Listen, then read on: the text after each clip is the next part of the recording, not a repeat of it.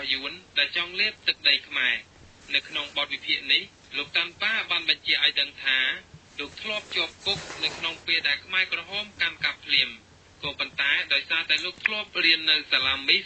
ដែលជាសាលាគ្រីស្ទានមួយនៅកណ្ដាលទីក្រុងភ្នំពេញហើយសិស្សដែលទៅរៀននៅសាលាមីសភាគច្រើនសុទ្ធសឹងជាជនជាតិយួនចិន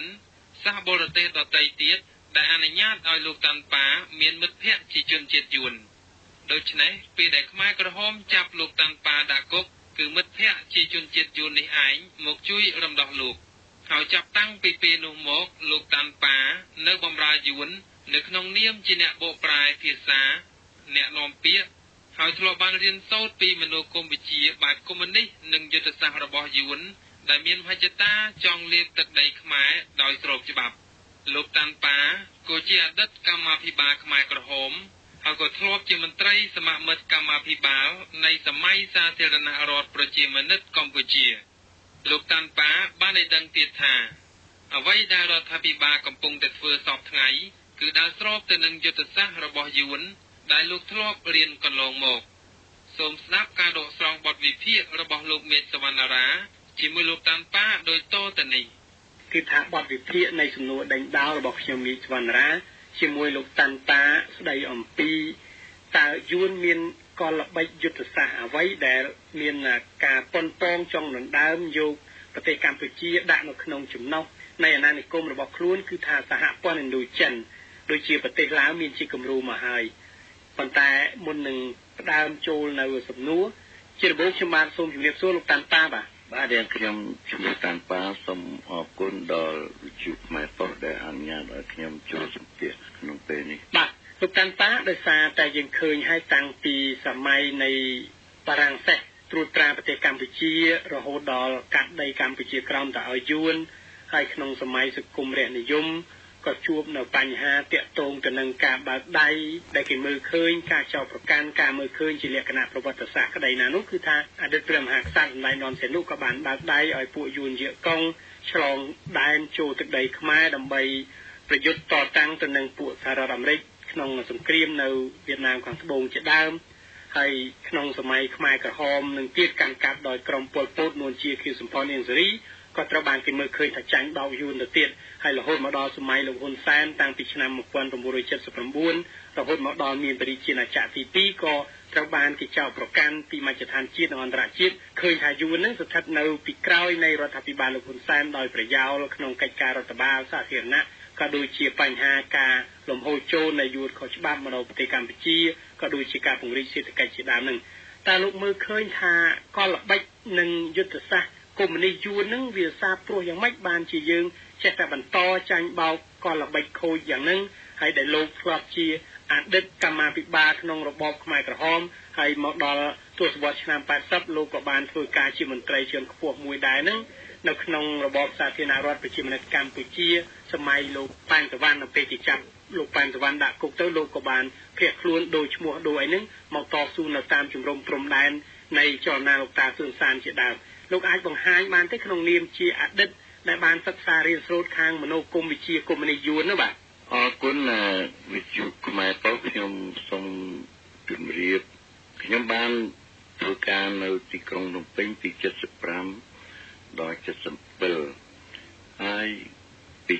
77ក៏វៀតណាមឲ្យខ្ញុំទៅខាងទិសបូព៌ាហើយខ្ញុំសូមសង្ខេបដោយខ្លីខ្លះពីរឿងយួនដែលមានមហិច្ឆតាឈ្លានពានលើប្រទេសកម្ពុជាក្រោយពីយួនលេបដីកម្ពុជាក្រោយមកយួននៅតែមានមហិច្ឆតាយកទឹកដីខ្មែរទាំងមូលតែម្ដងតែយើងនៅមានវាសនាល្អដោយមានអ្នកស្នេហាជាតិខ្មែរនៅតែចេះតែបំរើបរាសរួចតែអកុសលក្នុងឆ្នាំ1979នេះគឺថាយួនគេបានរៀបចំរបស់គេគឺថាគេសង្ឃឹម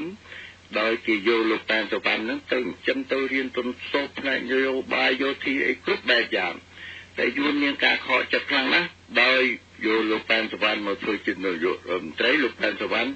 មិនព្រមអនុញ្ញាតឲ្យយួនធ្វើអីដែលវាមានពាក់ព័ន្ធដល់ការដែលអស់ទឹកដីខ្មែរ ដូចជាក5ជាដើមគឺថាលោកប៉ែនសវណ្ណគឺដាច់ខាតពេលនោះខ្ញុំធ្វើការជាមួយគាត់ក្នុងកងទ័ពវៀតណាមជាអ្នកនាំពាក្យផងហើយជាអ្នកទទួលបញ្ជាពីវៀតណាមឲ្យទៅប្រាប់ខាងរដ្ឋាភិបាលខ្មែរមានលោកប៉ែនសវណ្ណនឹងគឺថាហើយលោកប៉ែនសវណ្ណនឹងគឺថាយួនមានការខកចិត្តច្រើនណាស់ដោយគេយកប៉ែនសវណ្ណបំពន់គ្រប់បែបយ៉ាងតែលោកប៉ែនសវណ្ណបកកែកដាច់ខាតគឺថាមិនឲ្យបាត់ដីខ្មែរតែយើងអកុសលក្រោយពីពួកដែលគេហៅថាខ្ញុំនិយាយចំគឺថាពួកហ៊ុនសែនពួកជាស៊ីនពួកហេងសំរិនដែលជាមានមហិច្ឆតាខ្លាំងលើយួនគឺថាសុខចិត្តណាចុះហត្ថលេខាទាំង3រូបនឹងឲ្យចាប់លោកប៉ែនសវណ្ណយកទៅដាក់គុកសុកយួនគឺថាអ្នកទាំង3នាក់គឺថាសុខចិត្តធ្វើអីក៏បានដែរឲ្យទៅចាប់តែលោកប៉ែនសវណ្ណទោះយួនឲ្យធ្វើអីក៏បានដែរដូច្នេះបានជាមានការយើងមកទស្សនវិជ្ជានេះគឺថាផែនការដែលរដ្ឋាភិបាលលោកហ៊ុនសែនធ្វើក្នុង30ថ្ងៃនេះគឺជាផែនការរបស់យួនធ្វើទាំងអស់ដោយខ្ញុំបានរៀនសូត្រគឺថាក្នុងកំឡុង75 77ខ្ញុំធ្វើការនៅទីក្រុងភ្នំពេញហ្នឹងគឺថាល្ងាចឡើងបានទៅរៀនគឺថាយុទ្ធសាស្ត្រថ្មីរបស់វៀតណាមដើម្បីលេបទឹកដីខ្មែរទាំងមូលដោយស្របច្បាប់ដោយគេធ្វើវិធីណាខ្ញុំបានរៀនរហូត75 77ខ្ញុំទៅខាងបូព៌ារៀនរហូតរៀនតាមគ្រឹះស្រាវធ្វើអីគឺថារៀនដូចគេអនុវត្តសប្តាហ៍ហ្នឹងគឺថាចាំខ្ញុំជម្រាបតែគេអនុវត្តយ៉ាងម៉េចចឹងបានប្រទេសខ្មែរយើងអកុសលណាស់វៀតណាមគេរើសថាខ្មែរដែលគេថាត្រូវប៉ាន់របស់គេហ្នឹងគឺមានហ៊ុនសែនមានជាស៊ីនមានហេងសំរិនគឺជាមនុស្សត្រូវប៉ាន់របស់គេចង់គេឲ្យធ្វើអីក៏ដោយចង់គេឲ្យសម្លាប់ខ្មែរប្រមាណអស់ក៏ដោយឲ្យតែបានធ្វើធំដូច្នេះបានថាអ្វីដែលគេធ្វើខំធ្វើសប្តាហ៍នេះដូចធ្វើទុកឲ្យយួនតែម្ដងក្នុងការដែលខ្ញុំរៀនសូត្រនេះគឺថាទី1គឺថាគេដឹងថាការលើកទឹកដីចុងក្រោយនេះគឺពិបាកណាស់គេពិបាកយ៉ាងម៉េចដូចថាវាហួសសម័យនឹងប្រទេសមួយមកយកប្រទេសមួយដល់ហើយគេមានយុទ្ធសាស្ត្រគេទៅធ្វើយ៉ាងម៉េចទី1គឺគេរៀបចំផ្នែកគេថាស្ថាប័នក្រមគឺប្រជាពលរដ្ឋនឹងគឺថាគេគៀបសង្កត់គឺថាដូចជាខ្ញុំនិយាយខ្លីៗដូចជាមានសេនាជននោះគឺពីដើមគេហៅឆ្លូបហើយគេមានគេបង្កើតណាបងធំបងតូចគឺថាបងធំបងតូចគឺថារបស់គេពីនោះគេឲ្យគៀបសង្កត់ប្រជាពលរដ្ឋណាដែលមិនចូលជាមួយគេគឺថាគេបង្ខំឲ្យបោះឆ្នោតអញ្ចឹងមកបើថាវិធីបោះឆ្នោតនោះគឺថាគេលួចមកគឺថាវិធីលួចគឺថាមានគ្រប់បែបទាំងអស់ទី2គឺគេថាធ្វើឲ្យយុវជនយើងគឺថាពីលាបាតែហ្មងគឺថាឲ្យមុតងល់នឹងអាបាយមុខគ្រប់បែបយ៉ាងដូចជានៅក្នុងភ្នំពេញនោះគេបំពុលយុវជនដូចជារ៉ាអូខេដូចស្រីស្រាចម្រៀងធ្វើណាឆ្នាំញៀនអីជាណាគេបំពុលមកគឺថាឲ្យយុវជននឹងឈួតវង្វេងនឹងរឿងអស់ហ្នឹងភ្លេចរឿងជាតិណាភ្លេចរឿងជាតិពីរឿងពុករលួយវិញគឺថាគេបដ ாய் ឲ្យពុករលួយតាំងពីក្រោមដល់លើហ្មងដើម្បីឲ្យអ្នកពុករលួយនឹងភ័យខ្លាចមិនហ៊ានថាយគេដែលពុករលួយខ្លាំងទៅគឺគេឲ្យធ្វើអីក៏បានដែរដោយសារអ្នកពុករលួយនោះតាមស្រួលយើងត្រូវមានទុកម្ល៉េះហើយត្រូវតែពង្រឹងត្រូវតែការពារគេនឹងគឺថាចឹងបានគេរើសតែគ្នាគេចង្វាយខែក៏ដោយចង្វាយស្តុកក៏ដោយគេរើសអ្នកណាដែលវាមានប្រឡាក់ឈាមដៃប្រឡាក់ឈាមអ្នកអស់ទាំងហើយដែលថាមិនអាចលួចខ្លួនមកឲ្យគេយកតែអ្នកអស់ហ្នឹងឲ្យមករៀបចំប្រទេសខ្មែរយើងធ្វើការក្នុងហើយទីក្រុងភ្នំពេញគឺថាបើពាក្យភាសាយួនគឺថាស្អីកងមើលកម្មពេលនគរថ្មីគឺថាពេលនគរថ្មីនេះគេរៀបចំមានតែអ្នកធ្វើការទេគឺថាប្រជាពលរដ្ឋអត់ឲ្យមាននៅទេដូច្នេះសូមប្រជាពលរដ្ឋខ្មែរកុំលេចមើលដូចជាសបុកចាបដូចជាណាបង្កក់អីជាដើមទៅនេះដេញប្រជាពលរដ្ឋនោះគេអត់ឲ្យនៅទេគឺថាធ្វើសម្រាប់តែពួកគេនៅតែម្ដងដូច្នេះនៅទីក្រាក៏ដោយគឺថាកន្លែងណាដែលមានប្រជាពលរដ្ឋគេដឹងថាប្រជាពលរដ្ឋនឹងមិនមែនពួកគេមិនមែនជាអ្នកកុម្មុយនីសគឺថាគេបំបែកមកគេយកអ្នកអង្គការទៅទិញដីគឺថាបំបែកឲ្យអ្នកអស់នឹងទួនខ្សោយឲ្យអ្នកអស់នឹងអស់សង្ឃឹមដូច្នេះហើយនឹងគឺថាបំបត្តិពូជសាសន៍របស់គេមានគ្រប់មធ្យោបាយអស់ធ្វើឲ្យខ្មែរយើងតិចទៅព្រោះដីសម្បត្តិគឺថាដីសម្បត្តិនេះសូមបងប្អូនខ្មែរជឿខ្ញុំមកច្បាស់គឺថាជានយោបាយឲ្យដីគេតែម្ដង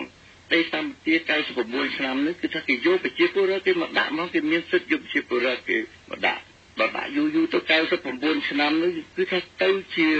ប្រជាជនយួនទាំងអស់ដល់ហើយយើងមិនអាចបកកាយបានទេអញ្ចឹងបានថាខ្ញុំមានការសោកស្ដាយដោយ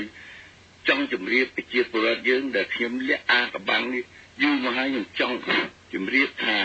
រដ្ឋាភិបាលសប្តាហ៍នេះជារដ្ឋាភិបាលដែលប្រឡាក់ឈាមក៏ហោមប្រជាពលរដ្ឋគឺថាបើប្រៀបធៀបនឹងតាដុចគឺថាខ្ញុំថាឲ្យគុណមិន10ទៅណាបើតាដុច20000ឲ្យគុណពួកនេះពី10ទៅ20ដងដូច្នេះការសម្លាប់ពួកនេះគឺថាវៀតណាមគេឲ្យសម្លាប់មកតែឲ្យសម្លាប់ហើយគេពឹងគ្នាគេនឹងយកទៅពឹងគេឲ្យមកជួយខ្ញុំនឹងគឺថា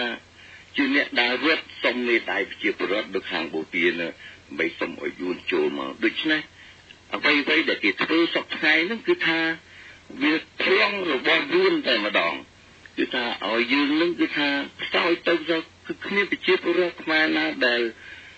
នៅជុំគ្នាបានទេអ្នកណាដែលនៅជុំគ្នាគឺអ្នកហ្នឹងគឺថាជាអ្នកហ្នឹងមិនចូលចិត្តនឹងពួកគេ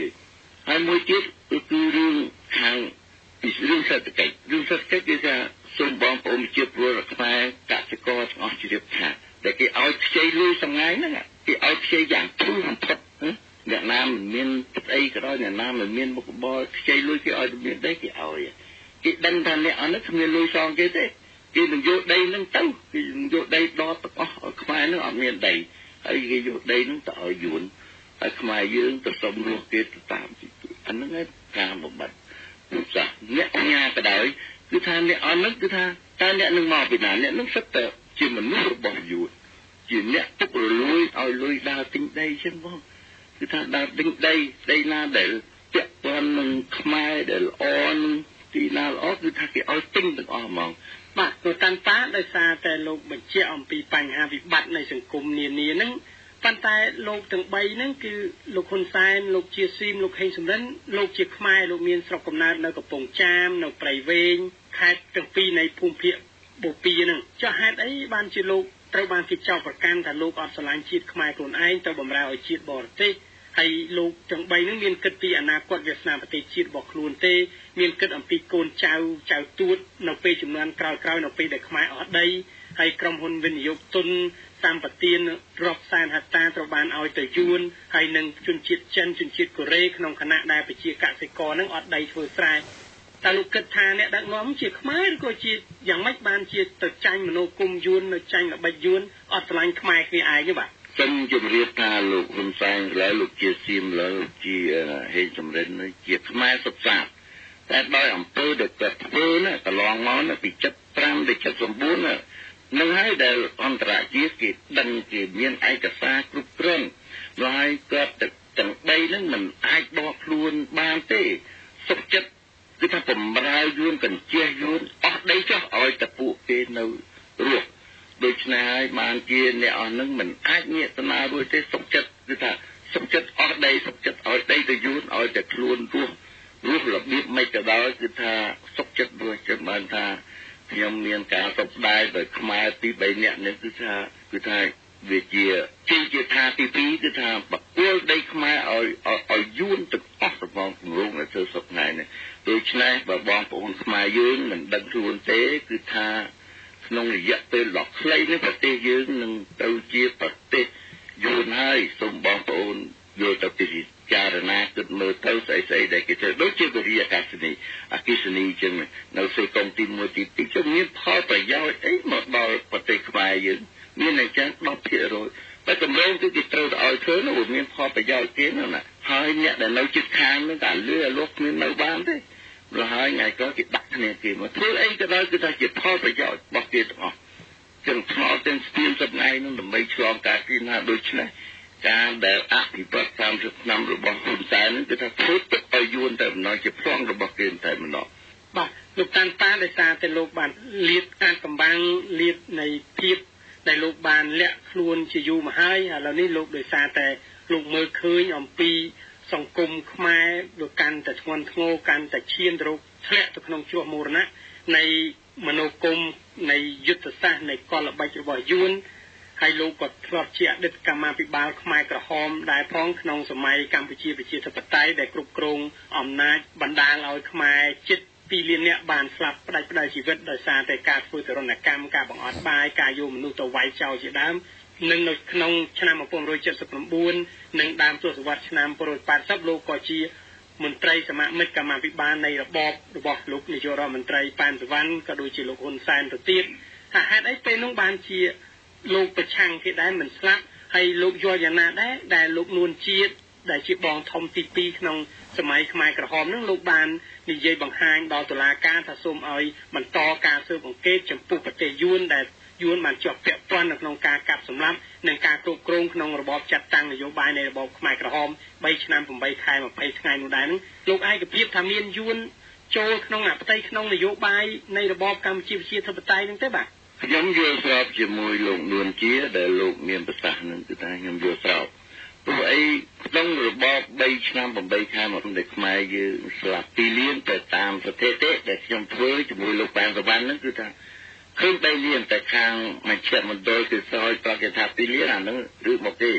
តែទៅនោះដែលខ្ញុំធ្វើការគឺថាស្ថិតិគឺ3លានជាងគឺថាថ្ងៃណាមួយលោកប៉ែនសវណ្ណលោកពុំតែបញ្ចេញទេរឿងនឹងដូច្នេះខ្ញុំយល់ស្របថាលោកនួនជានឹងក៏មានប្រសាសន៍ទៅព្រោះ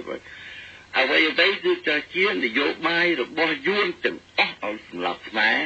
ដើម្បីយកខ្មែរម្នាក់មកក្រុមទៀតនោះជាទូគេនោះគឺថាឲ្យទៅពឹងគេយកមកវាយនឹងបានលោកមានផាសតាំងទេគឺថាពេលនោះបើយើងនិយាយពីផតាំងគឺថាវាពិបាកយើងមិនដឹងជារកផតាំងមិនផតាំងសំខាន់គឺខ្មែរស្លាប់3លានហ្នឹងបានស្លាប់3លានហ្នឹងគឺថាអ្នកណាក៏ដឹងនៅពីពុកលោកទៅស៊ូខ្មែរណាមួយដែលមិនស្លាប់បើយើងមានផតាំងរូបទៅខ្មែរណាដែលមិនស្លាប់អត់គេឃើញខ្មែរស្លាប់ខ្មែរទេប៉ុន្តែយើងទៅចាប់យួនគឺថាជានយោបាយរបស់យួនឲ្យខ្មែរស្លាប់ខ្មែរគ្នាឯងហើយឲ្យខ្មែរក្នុងក្រុមគេទៅពឹងគេមកជួយដូចខ្ញុំទៅសុំមេដាយប្រជាពលរដ្ឋខាងបូព៌ាហ្នឹងជិះសេះគឺថាមានគ្រាខ្ញុំដើរទៅផ្ដិតមេដាយមកគឺថាផ្ដិតមេដាយសុំឲ្យយួនចូលជាបន្តគឺថាបើមិនចូលទេគឺថាខ្មែរក្រហមសម្រាប់អស់នេះជាអំពើរបស់គេធ្វើគឺថាអញ្ចឹងគឺថាយើងផ្ដិតមេដាយសុំឲ្យគេជួយសុំឲ្យគេចូលគឺថាហ្នឹងគេស្របច្បាប់របស់យើងក្នុងសម័យខ្មែរក្រហមហ្នឹងលោកកាន់ការអីហើយលោកដឹងជ្រៅតាក់ទងថាយួនជាប់ពាក់ព័ន្ធហ្នឹងយ៉ាងម៉េចដែរអាចរៀបរាប់ប្រាប់បានទេហើយរហូតដល់លោកទៅចូលរួមនៅជាមួយនឹងកម្មាភិបាលខ្មែរក្រហមនៅភូមិភាគបូព៌ាមានលោកហេងសំរិនជាស៊ីមប៉ែនសវណ្ណហ៊ុនសែនជាដើមអីនោះបាទខ្ញុំពេលនោះគ្មាននេតិអីឲ្យច្បាស់លាស់ទេដែលខ្ញុំមិនបានជានេតិរបស់ខ្ញុំមិនដែលទៅចូលជាសមាជិកខ្មែរក្រហមមួយថ្ងៃគឺគ្មានគឺថាពេលនោះគឺថាពេលខ្មែរក្រហមចាប់ខ្ញុំកាលនោះជាទាហានខ្ញុំដើរចេញមកខ្មែរក្រហមចាប់ខ្ញុំបែរជាខាងជួយច្បាស់នេះយកខ្ញុំទៅដាក់គុកហើយគឺថាចាប់ច្រើនណាស់ណាដើរផ្លូវនោះគឺទៅចាប់ហ្មងគឺថាចាប់តែវាពេលនោះគឺថាវាអត់យកខ្ញុំទៅសម្លាប់ហើយខ្ញុំចេះតែឆ្ងល់ខ្លួនខ្ញុំដល់ពីអាទិត្យក្រោយមកគឺថាវាមានគេមកសួរឈ្មោះខ្ញុំរៀននៅតាណាអីតាណាផ្ទះនៅតាណាស្គាល់ពួកម៉ាអីតាណាខ្ញុំនិយាយទៅតាមដែលខ្ញុំនៅរៀននៅភ្នំពេញតែនោះខ្ញុំរៀននៅសាលាមីសហើយខ្ញុំច្រើនរៀនជាមួយពួកកូនយួនកូនអ្នកមានតែថ្ងៃមួយនោះដល់គេថ្ងៃបញ្ចប់ដែលគេសួរខ្ញុំគឺថាមានស្រីយួនមកដែលចេះខ្មែរមកសួរថាខ្ញុំឈ្មោះចឹងមែនទេផ្ទះនៅតាណាមានពួកម៉ាឈ្មោះអីខ្លះមួយថ្ងៃក្រោយមកគេឲ្យខ្ញុំចេញទៅពីមន្ទីរគុកហ្នឹងទៅដល់ឃើញ3នាក់មកចូលចិត្តខ្ញុំហៅឈ្មោះខ្ញុំហ្មងបាទណែអាតាមបាទខ្ញុំងើបទៅខ្ញុំឆ្លើយថាអាតុងអានាងណាអាវ៉ាងគឺថាអ្នកទាំងអស់ហើយដែលធ្លាប់រៀនពីខ្ញុំជាមួយខ្ញុំពួកនឹងជាមន្ត្រីខ្មែរពួកនឹងជាយួនយកតុងប៉ុន្តែទៅធ្វើការក្នុងរបបខ្មែរក្រហមនឹងជាកម្មាភិបាលខ្មែរគឺថាពេលនោះដែលបកគោលណានរមសេនោះណាដែលពឹង4បាត់4កងពលមកជួយវាយពលពតឲ្យមកជួយវាយខ្មែរក្រហមយួនពេលនោះវាមកតែម្ដងគឺថាខ្ញុំចូលមកនោះគឺថាយួនមកធ្វើការនៅភ្នំពេញដល់វាដោះខ្ញុំពីភ្នំពេញទៅវាយកខ្ញុំទៅដាក់ទីក្រុងភ្នំពេញហើយឲ្យខ្ញុំឆ្នាំណាបាទទី75បែបក្រោយ3អាទិត្យទេដល់ដាក់ខ្ញុំយកខ្ញុំទៅហើយត្រូវទៅធ្វើការនៅភ្នំពេញប៉ុន្តែខ្មែរក្រហមកាន់កាប់ហើយខ្មែរក្រហមកាន់កាប់តែយួនទៅជាមួយហើយគឺថាយួនច្រើនជាខ្មែរក្រហមនៅទីក្រុងភ្នំពេញគឺថាយួនវាយកពីតាខ្មៅម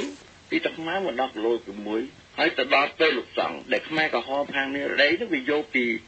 ពេលលោកសង្ឃទៅខាងពូជតុងយួនវាមិនអោយមកទេដល់យួនវាដឹងថាវាកាប់យកមកគឺថាមកគឺថា នេះដីមកគឺវាបាញ់មកពួកអីវ៉ាន់ច្រើនណាស់ដែលវាត្រូវហើយខ្ញុំវាតែងតាំងជាដឹកជញ្ជូនមកគឺជាបេមកឲ្យឡានមានតែខ្លះដឹកជញ្ជូននឹងមានឡានកម្មយន្តមានត្រាក់ទ័រដឹកស្អីក៏ដល់មកទីក្រុងភ្នំពេញនេះពេកគឺថាដើររុបរើដោយខ្ញុំមានតែតាហ៊ានខាងបូព៌ាហើយនឹងយួននឹងវាចេះខ្មែរអីតិចតួចហើយខ្ញុំអ្នកទួលខុសត្រូវតែទួលខុសត្រូវទៅវាប្រហែលជាគ្នា50នាក់មានឡានកម្មយន្តមានត្រាក់ទ័រឲ្យខ្ញុំនឹងគេឲ្យឡានកាត់សង្កាត់មួយឲ្យម៉ូតូមួយថ្ងៃមួយដើរជូនមកគឺថាម៉ាស៊ីនអីក៏ដោយដូចថាម៉ាស៊ីនកន្លងដាក់តាមម៉ាស៊ីនកន្លងថ្មីដាក់ថ្មីចាស់តែបើមាសគេឲ្យដាក់នៅធ្លាក់មួយនៅចកាមូនណាពេលនោះមាសដែលយើងយកតាមផ្ទះនីមួយគឺថាផ្ទះនៅទីក្រុងភ្នំពេញផ្ទះណាក៏យកបានមាសមកតឡឹងពីតឡឹងដែរគឺថាបូករួមនៅក្នុង75ដល់77ដែលខ្ញុំធ្វើការហ្នឹងគឺនៅចំណែកខ្ញុំបានប្រហែលជាខ្ញុំចាំមិនច្បាស់មក1400គីឡូប៉ុណ្្នឹងទេដល់ខ្មែរក្រហមវាយកខ្លះខាងនេះដីហ្នឹងយកខ្លះឲ្យខ្ញុំយកតាមផ្ទះថ្មតាមផ្ទះកុងទីហើយវាមានបច្ចេកទេសវាទូដៃអីគឺថាវាបាញ់កូនបាក់ចឹងគឺថាបានមាសគឺថាផ្ទះណាមួយដែលមានហើយដូច្នេះហើយបានយួនទាំង3ហ្នឹងគឺថាកូនឪពុកវាធ្វើការនៅសូរាគារខ្មែរគីឡូលេខ6ហ្នឹងជាសេតសវិសជំនាញយកអង្គមកគឺថាផ្កាយមួយដល់អាកូននោះវាត្រឡប់ទៅវិញពេលដែលសាធារណរដ្ឋដេញទៅត្រឡប់ទៅវិញដល់វាមកវិញអាកូននោះវាឡើងសាក់5ឡើងអីជាដួសធ្វើការនោះដល់វាស្គាល់គឺថាផែនទីស្រុកខ្មែរវិចេះខ្មែរគឺថានៅបាស់ដៃវារហូតមកដល់ធ្វើកម្មាបាតខ្មែរក្រហមទៀតធ្វើកម្មាបាតខ្មែរក្រហមអត់ហ៊ានធ្វើអីទេវាបើករោងចក្រតាវិយោអីតាគឺអត់ទេក្រោយពីយួនរំដោះហើយត្រូវបានគេចោទថាយួនឈ្លានពានក្នុងថ្ងៃ7មករាឆ្នាំ1979ហ្នឹងលោកចេញពីទីក្រុងភ្នំពេញទៅណាហើយមានពួកយួនឬក៏មានកម្មាបាតខ្មែរក្រហមគេប្រាប់ថាក្នុងទីក្រុងភ្នំពេញអាចបាយទេអាចបរាជ័យយួនមកវាយឬក៏យ៉ាងណាដែរបាទខ្ញុំជឿថា77ពួកម៉ាក់ខ្ញុំដែលសាក់5ហ្នឹងគេមេបញ្ជាគឺថាវាយលុកទីក្រុងភ្នំពេញ3នាក់ហ្នឹងមេបញ្ជាការសាក់5ឈ្មោះអាឋានណាតុងអាងាតែណាខ្ញុំមានមនុស្សច្រើនវានិយាយជាយួនព្រោះយួនខ្ញុំចេះឲ្យលាចេះតាំងពីចេះតែសុខខ្មែរយួននៅពេញហ្នឹងខ្ញុំរៀនសាលាយួនឡាប្រាំងវាចេះវានិយាយខ្មែរផងវានិយាយយួនឲ្យខ្ញុំទៅជួបវាទីជាការវានៅតាក់ខ្មៅព្រៃហូនខ្ញុំបើកឡានកាត់សង្កាត់ទៅគឺថាទៅដល់ក៏វាប្រាប់ខ្ញុំថាត្រូវរៀបខ្លួនទៅឃ្លាមពួកអីឲ្យទៅបូព៌ាទៅខាងបូព៌ាមកវាមិនប្រាប់តាណាទេខ្ញុំទៅដល់មកលាក់គេជូនទៅដល់មកហើយទីតាំងខ្ញុំគឺថានៅមិនឆ្ងាយពីសៅខឹងជាស៊ីមហេងសំរិនកាលនោះហ៊ុនសែនអត់មានគ្រាន់ជាមិនជាការតូចមួយទេហើយអ្នកអស់នឹងអត់ដឹងថាខ្ញុំខ្មែរទៀតព្រោះខ្ញុំធ្វើការជាមួយយួនជាអ្នកនាំពាក្យផងជាអ្នកបកភាសាថោកហើយក្នុង77ខ្ញុំទៅរៀនសូត្រអវិយុទ្ធសាស្ត្រខូចរបស់យួនដែលយើងប៉ុនប៉ងយួនស្រុកខ្មែរហ្នឹងដល់79ថ្ងៃទី7ខ្ញុំមកដល់ទីក្រុងភ្នំពេញដូច្នេះអាយវ៉ាន់ដែលខ្ញុំដាក់ទាំងប្រមាណគឺយួនមកជញ្ជូនពេលនឹងទាំងអស់ណាពេលណាដែលវាយកទាំងអស់ហើយទុកមកក្លែមទុកតិចគឺថាបើកឲ្យខ្មែរយើងចូលយកហើយវាឲ្យអ្នកកសែតគឺថាគុំនេះនឹងមកថតថារបស់ទាំងហ្នឹងជាវាបើកឲ្យខ្មែរយកតែការពេចវាយកដឹកអស់ហើយដឹកទាំងសេMCគឺថាយកមានសល់វាទុកតិចដើម្បីគេលេសឲ្យអានេះខ្ញុំមកដល់ទីក្រុងភ្នំពេញជាមួយកងទ័ពវៀតណាមថ្ងៃទី9ថ្ងៃទី7ខ្ញុំមកដល់ជួយវ៉ាចាំអាកងទ័ពធម្មតាគឺឆ្លងទៅភ្នំពេញហើយភ្នំពេញពេលនោះគឺថាអីវ៉ាន់ទាំងប្រមាណដូចប្រមូលទុកឲ្យយួនយកគ្មានសល់ទេដូច្នេះបានខ្មែរដែលថាវាបើកឲ្យយកនឹងយកបានតិចតួចដូចចំណាប់អីទេហើយវាឲ្យថតទៅវាថាខ្មែរយកវាឲ្យខ្មែរនេះល្បិចបាទ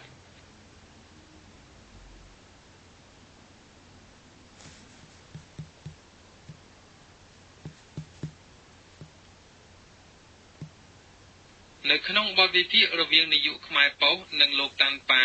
អំពីមហិច្ឆតាអាក្រក់របស់យួនដែលចង់លេបទឹកដីខ្មែរនេះឯកឧត្តមជាមយាបមន្ត្រីគណៈបកប្រជាជនកម្ពុជានិងជាប្រធានគណៈកម្មាធិការសេដ្ឋកិច្ចហិរញ្ញវត្ថុធនាគារនិងសវនកម្មនៃរដ្ឋសភាក៏បានឆ្លើយតបអំពីយុទ្ធសាស្ត្រនិងកលល្បិចរបស់យួនដែលចង់ញ៉ាំទឹកដីខ្មែរផងដែរ ចេះជំរាបសួរអាដាមចេះសូមអរគុណអាដាមនេះខ្ញុំសូមពេលអាដាមបន្តិចគឺថាថ្មីនេះខ្ញុំបានស្ដាប់ការផ្សព្វផ្សាយរបស់វិទ្យុខ្មែរប៉ុស្តិ៍គឺនៅថ្ងៃទី10ខែកក្កដាឆ្នាំ2011នៅក្នុងបទវិភាគរវាងនាយកវិទ្យុខ្មែរប៉ុស្តិ៍ជាមួយនឹងវិជាប្រដ្ឋខ្មែរម្នាក់ឈ្មោះលោកតាន់ប៉ាស្ដីអំពីថាយួនមានកលបិតយុទ្ធសាស្ត្រអ្វីដែលប៉ុនប៉ងចង់ដណ្ដើមយកប្រទេសកម្ពុជាដាក់ក្នុងចំណុចនៃអាណានិគមរបស់ខ្លួនគឺថាសហព័ន្ធឥណ្ឌូចិនចានៅក្នុងបទវិភាគនោះលោកតាន់ប៉ាបានធ្វើការអត្ថាធិប្បាយយ៉ាងវែងពីជីវប្រវត្តិផ្ទាល់ខ្លួនរបស់លោកដែលលោកតាន់ប៉ាផ្ទាល់ធ្លាប់ជាអតីតកម្មាភិបាលជំនាន់ខ្មែរក្រហមធ្លាប់បានទៅរៀនសូត្រមនោគមវិជ្ជាបែបកុម្មុយនីសនៅប្រទេសវៀតណាមចាហើយធ្លាប់ធ្វើជាអ្នកនាំពាក្យនិងបកប្រែឲ្យវៀតណាមថែមទៀតចាដូច្នេះលោកតាន់ប៉ាបានបញ្ជាក់ថាលោកបានដឹងច្បាស់អំពីគម្រោងផ្ទៃក្នុងកលបិចនិងយុទ្ធសាស្ត្រដែលវៀតណាមចង់លេបយកទឹកដីខ្មែរដោយស្របច្បាប់គឺថាលោកតាន់ប៉ាបានសំអាងទៅហេតុផលជាច្រើននៅក្នុងបទវិភាគនោះចាហើយបើយើងក្រឡេកមើលសប្តាហ៍ឃើញថាសេដ្ឋកិច្ចសំខាន់មួយចំនួននៅកម្ពុជាគឺស្ថិតនៅក្នុងការក្តាប់ក្តាប់របស់ជនជាតិវៀតណាមហើយប្រជាពលរដ្ឋវៀតណាមក៏ហូរចូលមករស់នៅលើទឹកដីខ្មែរកាន់តែច្រើនឡើងនៅគ្រប់តំបន់ទាំងអស់ថែមមកពីលើនេះទៀតអាយដាមគឺថាការសម្បទានដីទៅឲ្យក្រុមហ៊ុនវិនិយោគទុនវៀតណាមរហូតដល់ទៅ99ឆ្នាំ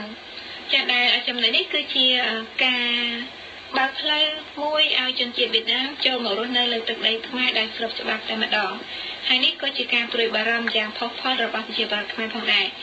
ជំវិញបញ្ហានេះថាតើអាយដាមយល់យ៉ាងម៉េចដែរហើយថាតើអាយដាមមានការបកស្រាយយ៉ាងណាហើយសំអាងទៅលើហេតុផលអ្វីខ្លះដែរចា៎បាទខ្ញុំសូមអរគុណដែរក្នុងនាមខ្ញុំជាកូនខ្មែរមួយរូបខ្ញុំគឺជាអ្នកចូលចិត្តទៅសិក្សាស្រាវជ្រាវនិងវិភាគនៅរាល់កិច្ចការទាំងនយោបាយសេដ្ឋកិច្ចវប្បធម៌សង្គមគិច្ចហើយខ្ញុំក៏បានទៅស្រាវជ្រាវច្រើនដែលមានការពាក់ព័ន្ធនឹងប្រវត្តិសាស្ត្រខ្ញុំសូមជម្រាបចិត្តមិនថាតារាគេថាខុសទេប៉ុន្តែគាត់ថានេះជា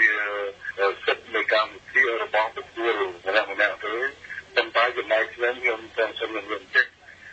ពីថាចង់សូមធ្វើអាណានិគមចង់ធ្វើអាណាព្យាបាលនៅលើប្រទេសផ្សេងចង់បំបត្តិយកប្រទេសចង់បំបត្តិយកពុទ្ធសាសន៍អានឹងគឺជាការពុះពេលនៅក្នុងសតវត្សទី3និងសតវត្សទី21នេះ the third millennium the first 21st century គឺថាពុះពេលគឺថាមិនអាចធ្វើទៅបានទេរឿងអីបានយើងធ្វើបានយើងពិនិត្យមើលប្រវត្តិសាស្ត្រនៃភូមិសាស្ត្របានច្បាស់លាស់ស្វ័យបត្តិកម្ពុជានៅជាប់ជាព្រំប្រទល់ដែន1270គីឡូម៉ែត្រចាប់តាំងពីវាលថប់រហូតដល់ប្រទេសនេះនៅខេត្តរតនគិរី1270គីឡូម៉ែត្រតែទឹកប៉ុន្តែវៀតណាមមិនអាចធ្វើអាណានិគមរបស់ខ្លួនជាសហព័ន្ធឥណ្ឌូចិននៅនឹងបានទេពីព្រោះក្នុងយើងទាំងអស់នេះគឺគោរពទៅតាម charter របស់អាស៊ានគឺថាធម្មនុញ្ញរបស់អាស៊ានគ្រប់គ្នាដែលជាសមាជិកទី7របស់អាស៊ានទី2កម្ពុជានិងវៀតណាមជាសមាជិកអង្គការសហប្រជាជាតិអូននេះគឺថាយើងទៅគឺថាទៅគោរពធម្មនុញ្ញអង្គការសហប្រជាជាតិទាំងអស់នេះតែទៅដល់កន្លងមកហើយមានការពិនិត្យមើលឃើញដូចជាប្រទេសអ៊ីរ៉ាក់គឺថាបាយយកពីវ៉ាទៅតូចមួយទេបាននៅនៅខេត្តស្វាយរៀងតូចជាស្វាយរៀងទៅតូចជាឆ្ងាយហើយទីនៅថាជាពាក់កណ្ដាលស្វាយរៀងអញ្ចឹងទៅគឺថាយកអត់ដល់ប្រមាណទេគឺថាត្រូវតែរឿងអន្តរជាតិហ្នឹងគេជួយយកឲ្យវិញបាននៅពេលបច្ចុប្បន្នហើយអញ្ចឹងទៅនៅលើវត្តលោកមិនអាចធ្វើអាណានិគមនិយមដោយជាចំនួនមុនរៀនលើកទី2លើកទី1នៅបានទេនៅក្នុងចុងសតវត្សទី20នៅចុងសតវត្សទី19ឬទី20បានទេអត់មានធ្វើជាងទៅបានទេពីព្រោះថាម្នាក់ទៅដើមរកទៅជាសមាជិកពេញសិទ្ធិនៅក្នុងតំបន់ដូចជាយើងស្វាទៅជាសិទ្ធិអាស៊ានហើយនឹងជាសមាជិករបស់អូននេះរបស់អង្គការសហប្រជាជាតិថែមទៀតចឹងទៅគឺថាវាមានពីប្រទេសតម្រង់យើងបានចូលប្រទេសបណ្ដាប្រទេសទៀតគឺតែគោរពអនុវត្តទៅតាមច្បាប់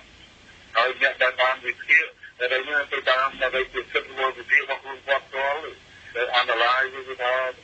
តាមនោះទៅប៉ុន្តែ ចំណុចរបស់ខ្ញុំមួយគឺថាមិនអាចធ្វើទៅបានដូចជាដើរខលចោលវិញបានទេដែលបង្កើតអាណានិគមនិយមចំណែកដល់វៀតណាមក៏ខ្លាំងគេលើរបស់លោកក៏អាមេរិកដែលតែដល់ខ្លាំងចឹងខ្ញុំមិនអាចនិយាយបានទេតែគាត់ថាក្នុងវៀតណាមហើយនៅគាត់ថាមិនដឹងមួយយូរគាត់ទេខ្ញុំក៏បានយល់តែលោកណាមកមកដែរមកទេដែលខ្ញុំបានយល់តែគាត់ថាមិនអាចទៅរួចទេដោយសារតែតាមប្រទេសរបស់មានច្បាប់គោរពច្បាប់របស់ខ្លួនផងគោរពច្បាប់អន្តរជាតិផង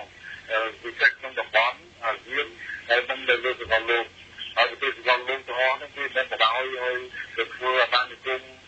និយមមកដល់ឬក៏សហព័ន្ធដូចគ្នានៅតាមដូចជាការលើកឡើងនោះទេខ្ញុំសូមជម្រាបអំពីការផ្ដល់ដីសម្បត្តិសេដ្ឋកិច្ចខ្ញុំក៏ទៅរៀនពីដែលកម្ពុជាបានបើកគ្លីនិកទូលាយឧបនិស្ស័យและfor the foreign direct investment គឺថា FDI គឺថាដើម្បីឲ្យទៅចូលមកទៅវិនិយោគអាហ្នឹងគឺថាគឺឃើញថាយើងមានអញ្ញាធម៌ដែរតែនៅទីនោះយើងមានឧបករណ៍របស់រដ្ឋជានគរបាលមានកងទ័ពមានក្រសួងមកទៅក្រសួងការពារជាតិរួមមានរដ្ឋមន្ត្រីរាជការរបស់យើងជំនាញខាងនោះគឺតែយ៉ាងទាំងអស់យើងមិនអាចយកមកធ្វើប្រធានគ្រប់គ្រងនៅប្រទេសកម្ពុជាបានទេពីព្រោះ argument ដែលត្រូវចុះហើយខាងនោះគឺគោរពទៅតាម argument ហើយ argument នោះថានៅក្នុងច្បាប់ប្រទេសនៅប្រទេសសន្យានោះដែលលើមេត្រា22ដែលចែងថាប្រទេសសន្យាគឺច្បាប់នៃគូភាគីអានឹងគឺគោរពច្បាប់តែមិនគោរពច្បាប់គឺរឿងអានឹងមិនបានបានទេហើយមកមិនឯងយកอะไรទាំងតោសង្ឃឹមមកនោះទេគឺថាយើងចាំយកកម្រិតរបស់វាតែមានអ្នកយើងចេះប្រមាណឬសន្យាទៅមកបានដែរអត់យ៉ាងនេះថាយើងមានសិទ្ធិដើម្បីបញ្ជូនវាទៅវិញអត់មានទេអញ្ចឹងគឺថាវាឥឡូវនេះច្បាប់តែនៅตั้งតែទាំងលើរបស់លោកទៅក្នុងតំបន់ទាំងនៅក្នុងកម្ពុជាមិនអាចធ្វើទៅបានទេអានោះខ្ញុំមានទឹកចិត្តអានោះគឺអ្នកដែលជាទៅខែទៅស្អីមកបានវាធ្វើទៅដល់អំពីដែលធ្វើការច្បាប់អំពីគោលការណ៍អនុវត្តអំពីដែលធ្វើការនៅក្នុងតំបន់នៅលើរបស់លោកទេតែបានទៅធ្វើក្រៅនៅវិទ្យានៅតំបន់យកទៅដាក់ទីជំនឿអានោះអាចទៅធ្វើនឹងថាមានខ្វះចន្លោះយើងបានថាសម្រាប់ត្រូវទេតែខ្វះចន្លោះខ្លះតែយើងមិនទៅជាតែវាហ្នឹងអញ្ចឹងមិនអាចធ្វើអ្វីបានចំពោះវិញកម្ពុជាមិនអាចធ្វើអាណានិគមនិយមមិនអាចធ្វើបានទេព្រោះសម័យគេថាវាថា outdated គេថាវាទៅពោះសម័យចាសូមអរគុណអាយដាមក្នុងនាមអាយដាមជាកូនខ្មែរមួយរូបហើយក៏ជាប្រជាពលរដ្ឋខ្មែរហើយជាពិសេសអាយដាមក៏ជាសាស្ត្រាចារ្យផងទៀតនោះគឺអាយដាមបានជ្រាបហើយអំពីប្រវត្តិសាស្ត្រកម្ពុជាគឺថាទឹកដីកម្ពុជាបានបាត់បង់ជានិច្ចទៅលើប្រទេសជិតខាងគឺមានប្រទេសសៀមហើយនិងប្រទេសវៀតណាមផងដែរចាហើយប្រទេសវៀតណាមគឺជាប្រទេសមួយដែលប្រវត្តិសាស្ត្រកម្ពុជាបានលើកយកមកសរសេរពីការប៉ុនប៉ងលេបយកទឹកដីខ្មែរហើយឃើញថាបច្ចុប្បន្ននេះបណ្ដាញសមាគមវៀតណាមគឺមាននៅគ្រប់ខេត្តក្រុងទាំងអស់នៅក្នុងប្រទេសកម្ពុជាថាតើអាយដាមមានអ្វីជាតកតាំងដើម្បីបញ្ជាក់ថាវៀតណាមមិនអាចលេបយកទឹកដីខ្មែរបានទេទៅថ្ងៃខាងមុខនេះចា៎សូមជម្រាបទេមានទៅយល់ទាំងនាងទាំងខ្ញុំទាំងបណ្ដាកូនខ្មែរដទៃផ្សេងទៀតយើងមិនអាចរែងឲ្យប្រទេសណាសូមទៅសៀមដែលធំដូចវៀតណាមដែរនោះគាត់មកឈានទានយើងឃើញថាយើងដំណឹកការពីដីយើងមិនបានមានដំណឹកឈានទានទេក្នុងប្រវត្តិសាស្ត្រកម្ពុជានៅលើកលែងនៅក្នុងរាជរដ្ឋាភិបាលជាមិនទី7មួយទេដែលមានពេលខ្លះគឺប៉ុន្តែក្រោយពេលដែលគេមកឈានទានមុននេះបានប្រងវាយទៅយកទឹកដីបន្តទៀតដូចជារាជចម្ប៉ាដូចជាដែនបណ្ដាប្រទេសមួយចំនួនដូចជាជ្វីយ៉ាវ៉ានេះតាមដល់នេះគឺថាអញ្ចឹងទេថានៅគេលើនេះមកមុននេះដូចជាសៀមនៅហ្នឹងតែវាយរែងចូលវាយរែងនេះដែលចាប់ប្រវត្តិគេបានទី7បានម្ដងគឺថាដោយសារតែរែងនៅយើងវាយទៅដល់ណាដល់នៅក្នុងប្រទេសទឹកដីខ្មែរដែលសៀមផ្លំយករែងនៅក្នុងសតវត្ស12 13ពីមុនមកនោះក្នុងគឺហើយយើងមិនដល់មានកំណត់ជឿពីណាទេហើយជាអ្នកកាន់ពុទ្ធសាសនាទៀតប៉ុន្តែស្លូតមិនទឹកគឺថាទឹកដីមិនអាចរកបាននេះបានទេនាបច្ចុប្បន្ននេះយើងចាំបាច់ទៅមើលគឺថារវាងអ្នកឈានទានគេនិងអ្នកដែលទទួលរងគ្រោះដល់ការឈានទានយើងទៅធ្វើអនុឡាយទៅធ្វើ check balance នៅបាត់ច្បាស់លាស់គឺថាអ្នកមកឈានទានគេវាអត់មានទឹកចិត្តច្បាស់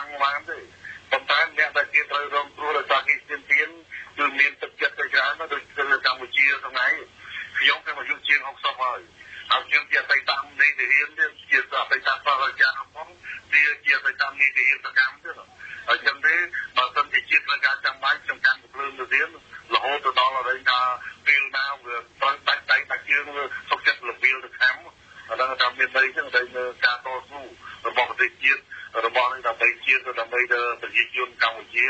តែគេទៅខ្ញុំថាចានមានកម្រិតនេះចឹងមិនមែនទេខ្មែរមិនមែនធម្មតាទេអញ្ចឹងបានថាទី2ដោយការបង្កើតនៅសហគមន៍ឬក៏ដែលយើងមានចែងរដ្ឋធម្មនុញ្ញទៅមានសុំច្បាប់អាច្បាប់ហ្នឹងគេថាត្រូវតែប្រើរដ្ឋអំពីដែលអាមនៅពីផ្ទះផលគេថាយកគោលបំណងរបស់វានឹងគេថាកើនឡើងដើម្បីអីយើងក៏ត្រូវមើលអាហ្នឹងណាហើយតាមទៅពិនិត្យអំពីដែលការបង្កើតវាតាមមានយ៉ាងម៉េចយ៉ាងខ្លះគឺថាthe global ទុកធ្វើអីគេថាតាមទៅពិនិត្យតែរឿងនេះគេថាធ្វើខុសអំពីនេះគេថាត្រូវតែមានទុកទាន់អាហ្នឹងអត់មាននេះទេយើងបណ្ដោយធ្វើពីវាទៅកាលហើយដូចជាដែលខ្ញុំបានថាជនជាតិវៀតណាមដែលមកនៅដែលឬក៏មកនេះគឺថាបណ្ដោយមានពលពតទេដែលបានជំរះហើយដែលមានជនជាតិបានមានលេងមើលទៅអាមេរិកចឹងអាមេរិកទៅនៅមិចស៊ីកូនៅដែលជាមួយកាណាដាប៉ុន្តែកាណាដាក៏ដីធំដែររួមទៅចូលមកเลยទេតែមិនមនុស្សច្រើនមកនៅដែលនៅនេះថាច្រើននៅក្នុងសហរដ្ឋអាមេរិកក៏ត្រូវនេះដូចគ្នាណាមិនបាននេះទេទៅមកការរកស៊ីពីជួនតាមអាមេរិកនៅព្រំដែនគឺថាក៏មានធ្វើ check balance តើទៅមើលដែលជាក់ស្ដែងអំពីសកម្មភាពនៅព្រំដែនវាបានខ្លាំងទៅវិញទៅមកអានោះបានដឹងតែជួនកាលវិញខ្មែរយកពួនយួនយកយួនមកយកប្រទេសខ្មែរឡើងហ្នឹងទៅវិញចឹងមិនមែនទៅមកអញ្ចឹងទេយើងចែកគេមកដកចែកអីទៅហើយយើងមិនដឹងទៅចោលប្រកាន់ថាអ្វីទៅគេមកលេខជាគេតែតែជាដីមរតករបស់ឪពុកម្ដាយដែលបានចែកឲ្យកន្លែងនោះក៏មានដែរនេះជាបញ្ហាខ្ញុំធ្លាប់ទៅយវាយខេត្តព្រៃវែង7ឆ្នាំកន្លះហើយខ្ញុំបានដឹងព្រំទទួលព្រៃវែង78.6 គីឡូម៉ែត្រជាង78 គីឡូម៉ែត្រចាប់តាំងពីកលការរហូតដល់ស្វាយហៅខេត្តទៅលងអាងទៅខាងវៀតណាមតាមខេត្តលំអាំទៅនោះអញ្ចឹងខ្ញុំបានដឹងខ្ញុំបានធ្វើ check balance ធ្វើ analyze ទៅថានៅការងារនោះមួយចំនួនហើយមិនអាចចែកចូលមកពីការបានទេមិនមានទេតែខ្ញុំដឹងគុណវៀតណាមដឹងគុណដែលបានជួយរំដោះជាតិចេញពីពលពតទៅគ្រូបាអាចារ្យមកប៉ុន្តែមិនអាចការយកការដឹងគុណឲ្យដីធ្លីទៅគេដែលនេះបានទេរំខានយើងទៅចឹងទេបានជាកំណត់មួយរបស់កូនខ្មែរឬជាខ្មែរទូទៅត្រង់ការដឹកនាំរបស់ស្ដេចជួនសែនតែលោកបាននេះថាលោកដឹងគុណវៀតណាមដូចគ្នាខ្ញុំនឹងប្រជាជនកម្ពុជាទៅជួយដែរមិនអាចដឹងគុណឲ្យដីឲ្យធ្លីទៅបានទេនោះទៅជឿទុកចិត្តលើរាជរដ្ឋាភិបាលរបស់យើងខ្លះក្នុងការដឹកនាំមកយើងពិនិត្យមើលតតែស្អាតទៀតយើងមិនអាចទៅបើកផ្នែកមើលអំពីការរំលោភការជៀសវាងទឹកដីណាអានេះទាំងវៀតណាមទាំងលាវទាំងអតីតសៀមដូចជានោះប៉ុន្តែយើងបានជាធម្មខ្មែរយើងថាគុំទុកចិត្តបរទេសគុំទុកចិត្តអភិនិកគុំទុកចិត្តឲ្យប្រាយការចូលមកស្នាក់នៅមកពីណាមកនោះទេប៉ុន្តែនេះគឺដូចជាយើងឲ្យអីនេះគឺថាគាត់មកធ្វើដីនេះប៉ុន្តែកម្មករខ្មែរយើងដែលមានអ្នកវិទ្យាទេមកបាននេះ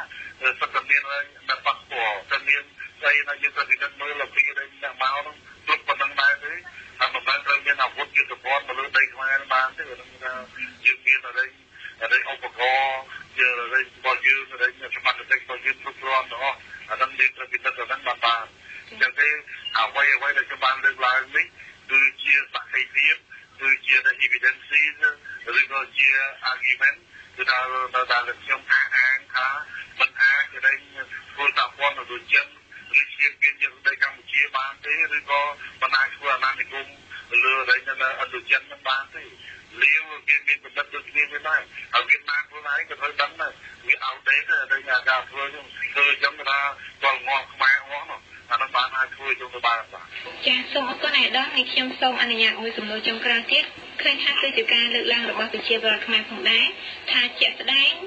នៅតំបន់ណាក៏ដោយដែលវៀតណាមចូលមករស់នៅលើទឹកដីខ្មែរវៀតណាមមិនដែលត្រឡប់ទៅវិញទេ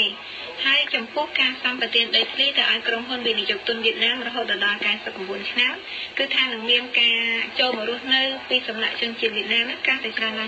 ងហើយបន្ទាប់ពី99ឆ្នាំនឹងចប់ទៅថាតើរាជរដ្ឋាភិបាលមានអ្វីដើម្បីយកដីធ្លីទាំងនោះមកវិញពីព្រោះថាជាទូទៅតំបន់ណាក៏ដោយដែលជាដីខ្មែរហើយវៀតណាមចូលមករស់នៅវៀតណាមមិនដែលត្រឡប់ទៅប្រទេសវិញនោះទេចា៎ខ្ញុំគាត់សូមជម្រាបលាបានទៀតអានេះគឺជាច្បាប់វិនិយោគរបស់យើងមាន យើងមានអាគីមែនទៅចុះចំក្រោយផុតចឹងហើយយើងមានតែអ្វីៗទាំងអស់ថាប្រមាណទោះបីប្រមាណឆ្នាំក៏ដោយមិនថាយើងឃើញមិនអាចទៅមកធ្វើទៅមានទៅពីព្រោះឥឡូវមកឥឡូវដល់ប្រជាជនកម្ពុជា4ម្ដងលានអ្នកជាងអមមកខាងមកធ្វើនៅខាងvùngធំខាងនេះគាត់មិនមែនអាចទៅលើកទៅដេញទាំងផងពួលឬក៏ដេញទៅមកធ្វើទៅសុខខ្មែរបានទេហើយចឹងទេថា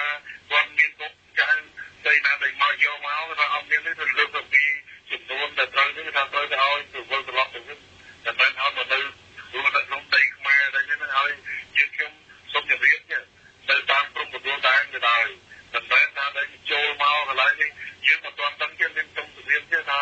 វាថាចេញចូលយើងគាត់មានតកូលមានខណ្ឌសីមាខ្លះលាស់បានដឹងចេញចូលទៅបានតែបើយើងមិនទាន់យើងកំពុងធ្វើបង្គោលខណ្ឌសីមាមិនទាន់ដឹងអាណាចេញអាណាចូលនេះកន្លងទៅវាមានទឹកភ្នែកទាំងខ្មែរទាំងយួនអញ្ចឹងទេដែលមាន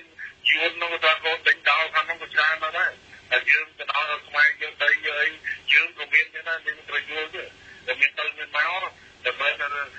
ដែលខ្មែរមានទឹកភ្នែកយួនពេកអនោះទេយើងមិនចង់ចឹងទេហើយតែគណៈកម្មការទូតទៅវាស់វែងគឺគាត់ថាខ្មែរមាន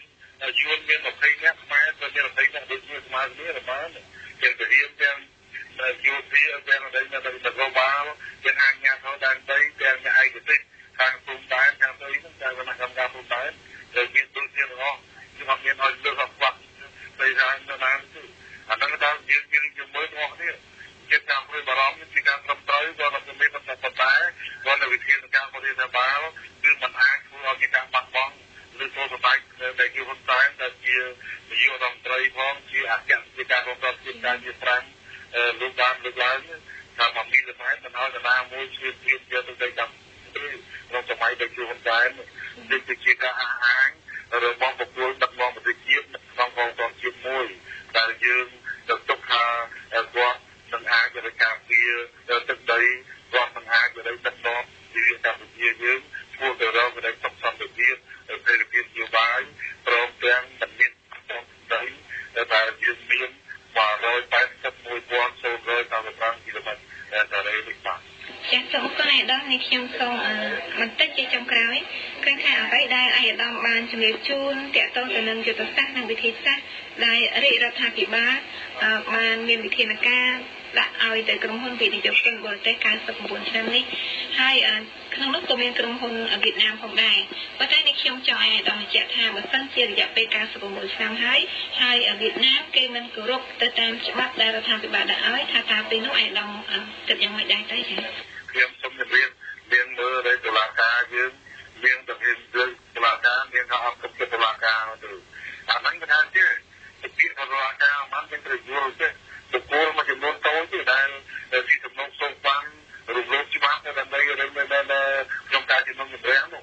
ចំណែកពីតុលាការអាម៉ាត់យើងមានគ្រប់ជាន់ថ្នាក់នៅក្នុងពេញយើងមាននៅតុលាការដែលធំរៀងជា2ដែលជាអ្នកចេញសាលដីកានៅសាលដីកាគឺនៅតុលាការកំពូលនិងនៅតុលាការនៅសាលាដែលតែprofessional នៅក្រៅនៅតាមខេត្តយើងមានតុលាការសាលាដំបងណាសាលាដំបងយើងមាន3ខ្លាំងហ្នឹងណាគឺថាសាលាអូតូហើយសាលាតុលាការកំពូលសាលាអូតូនិងសាលាដំបងនៅតាមខេត្តក្រុងអាហ្នឹងគឺថាអង្គការណាមកគោរពតាមហ្នឹងគឺថាចាំបាច់ត្រូវទៅនគរបាលដែលជាឧបករណ៍ដែលមានការពីដែលមានច្បាប់ការពីច្បាប់ហ្នឹងទៅធ្វើឲ្យមនុស្សដែលមានផ្លាស់ប្ដូរពីព្រោះយើងដូចជាសប្តាហ៍នេះខំមកដល់ជំរុញយុទ្ធភូមិកម្ពុជាខ្លាយជានីតិរដ្ឋប្រកបដោយច្បាប់ហើយថា state of law ឬក៏លេខតាមទៅស្គាល់អានោះគឺថាយើងខំមកដល់ទៅការច្បាប់ឡើងអញ្ចឹងឯងនៅក្នុងទឹកដីកម្ពុជាទោះបីដែលជាវិនិយោគិនបរទេសក៏តែដែរទៅគោរពទៅតាមកិច្ចការគោរពទៅតាមនគរបាលទីកនោះទៅនេះចឹងបើមិនចឹងទេវាអញ្ញាអាចធ្វើការចោទប្រកាន់ដើម្បីឲ្យទៅតុលាការហើយយើងមានឧបករណ៍មានអញ្ញាធម៌ដែនដីតាំងពីភូមិតាំងពីឃុំតាំងពីស្រុកទៅធ្វើអីហ្នឹងហ្នឹងខែទៅបានធ្វើអីគេតាមមិនមិនទៅនេះគឺថាខុសច្បាប់ហ្នឹងដែរទៅដូចចឹងតែមាននៅខាងក្នុងពេញនោះមានដឹងមានត្រូវទៅនេះដែរក្នុងមានជាកម្ពុជាជាប្រទេសរបស់មានមួយដែរជាដីរបស់មានមួយដែរដូចជាអ្វីៗរបស់មានមួយដែរមានអាចធ្វើការចាប់ប្រកា ដែលបើសិនជាដែលពួកដែលវិទ្យុសិនបរទេសធ្វើខំបាននិយាយទៅវៀតណាមមួយទេអ្នកដែលមកធ្វើមានតាំងពីកូរ៉េវាមានតាំងពីជប៉ុនឥឡូវជប៉ុនហ្នឹងក៏ដែលនៅមកច្រើនក្នុងការធ្វើវីដេអូនៅកម្ពុជាយើងក្រោយពេលដែលជារដ្ឋមន្ត្រីជប៉ុនដឹកនាំពួកវិទ្យុសិនឬអ្នកដែលពីពីកមកជប៉ុនមកនឹងគេមើលឃើញពីការដាក់ពល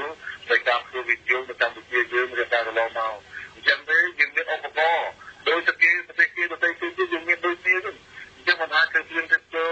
នៅលើទឹកដីកម្ពុជាបានទេខុសច្បាប់កម្ពុជាបានទេតែត្រូវទទួលទុកទាន់ទៅទទួលពីការចោទប្រកាន់អំពីរដ្ឋាភិបាលឬក៏អំពីរដ្ឋាភិបាលទៅដល់ដីឡើងឡាស់បាទចាសសូមអរគុណឯកឧត្តមសូមអរគុណបាទប្រិមិត្តលោកនាងកញ្ញាជាទីមេត្រីសូមអញ្ជើញប្រិមិត្តលោកនាងកញ្ញារងចាំស្ដាប់ប្រសាសន៍លោកមុំសនងដូឆ្លើយ